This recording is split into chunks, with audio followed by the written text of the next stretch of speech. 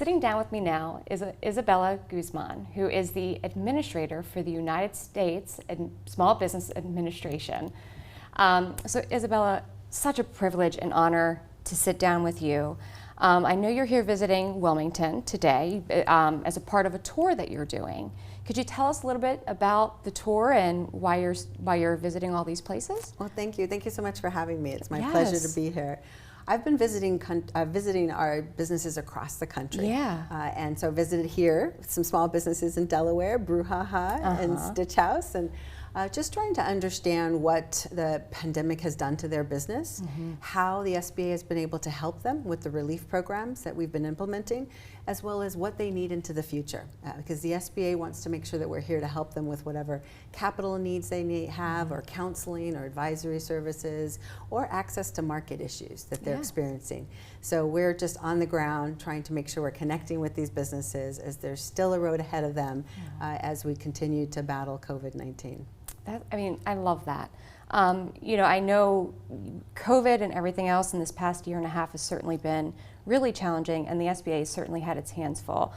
Can you tell us a little bit about, I know you were sworn in after everything happened in this new role, so could you tell us a little bit about what it was like when you first stepped into this role and everything that you took on? Yes.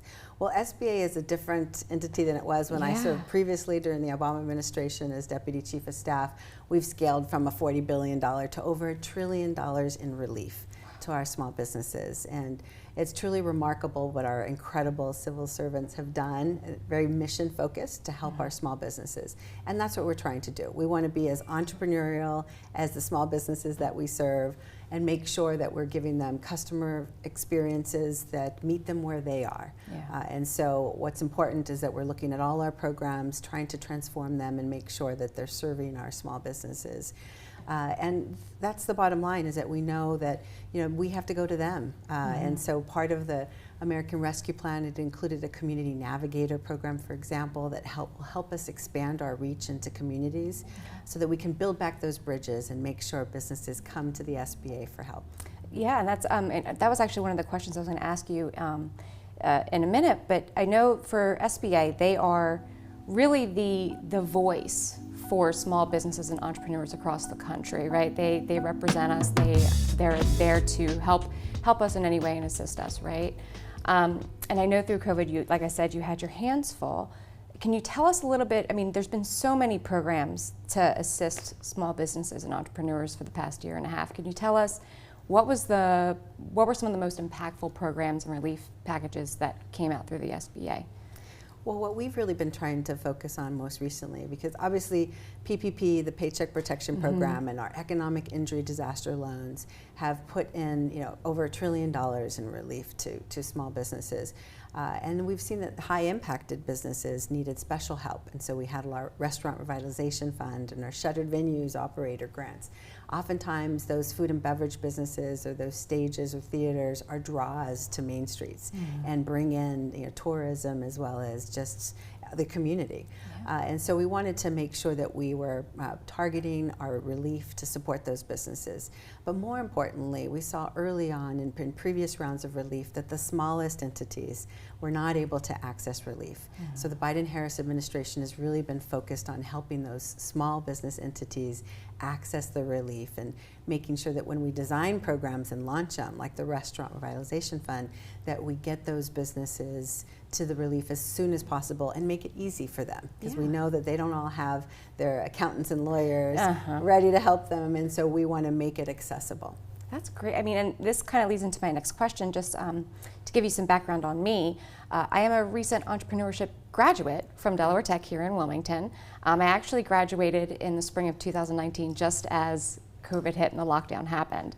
And I can say, for me personally and some of my peers in my cohort, we had our business plans, we had everything ready, and a lot of us were planning on launching our business after we received our degree.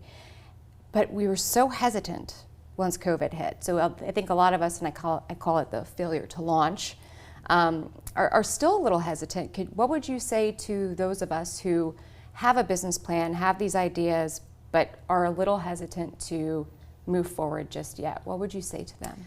I think every entrepreneur needs a team, and that's what the SBA is here to help. I mean, we have our district offices around the country and here in Delaware, as well as our small business development centers, our women's business centers. We want to make sure that you're prepared with that plan, but as well connections to marketplaces. Okay. And that might be the federal government with the contract or e-commerce to get to global trade.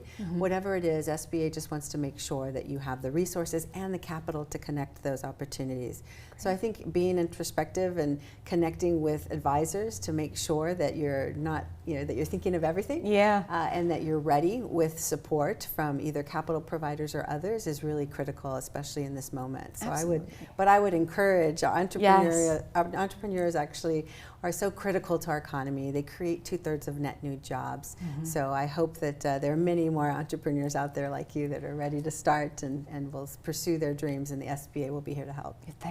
Thank you so much for that. I mean, I know, especially too, because I just read this, that the second quarter numbers had just come out, and you saw that there is this, the economic recovery the evidence is certainly there. So what do you project moving forward? Do you think we're going to continue to recover and move forward? I think what's more important than anything is that we fight COVID-19 so that our marketplaces can return to normal. Absolutely. I mean, we need people to fill our main streets and our business centers so businesses, small businesses, can do what they do best, and that's serve their customers with great products and great offerings. And so that's highly important. We want to make sure that businesses are leads in that and are taking the steps to help vaccinate as many of their employees, giving them time off, paid time off with the tax credit. The other thing too, though, is just readying them, positioning them for growth opportunities.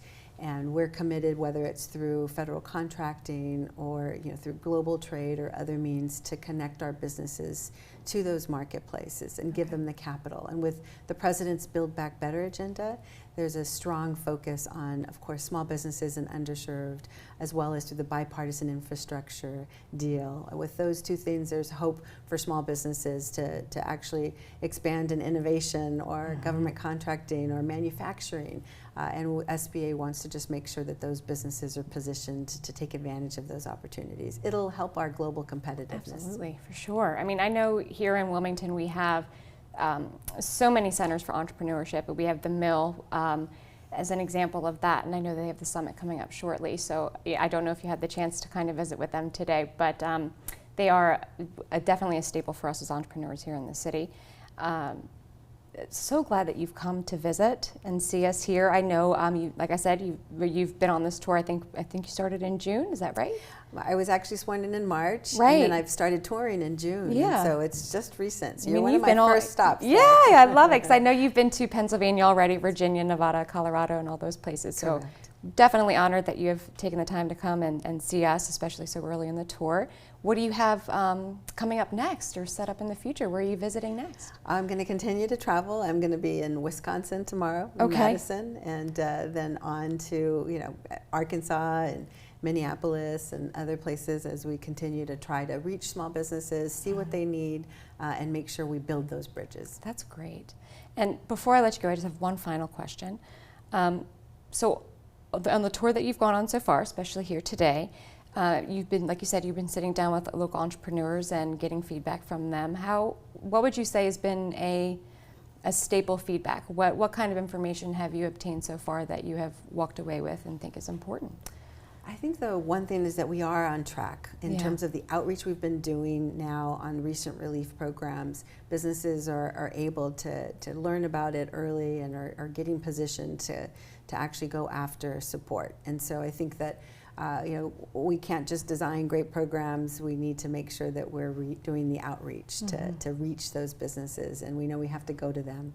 So I was really pleased to see that our incredible district office here in Delaware has been doing that effectively, and I think everyone should take advantage of the wonderful staff that we have at the SBA here in Delaware, because they're doing a great job in reaching our small businesses. They certainly are. I have a lot of contacts at the SBA here in the Delaware, and they are fantastic. So if you are an entrepreneur yourself and you're looking to launch your own business, I do highly recommend that you reach out to them.